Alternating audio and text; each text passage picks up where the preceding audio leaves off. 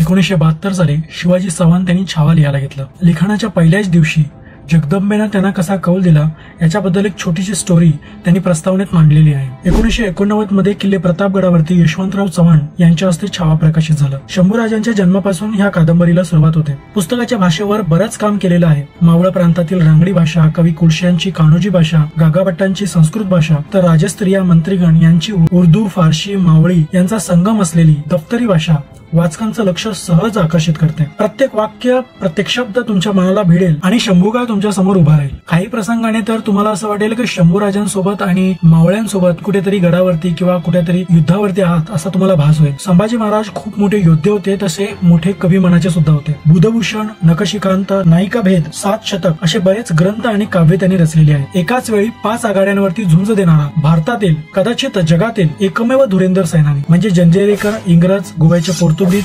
औरंगजेब आणि स्वराज्याचे फितूर या सगळ्यांसोबत ते एकत्र लढत होते आणि म्हणूनच संभाजीराजांना स्वराज्य रक्षक म्हणतात. फितुरीमुळे संभाजीराजांना झालेली अटक मनाला सलते आणि त्यांच्यावर झालेला अत्याचार वाचून अंगावर धारदार शस्त्राने सपासप वार होत आहेत असं वाटतं.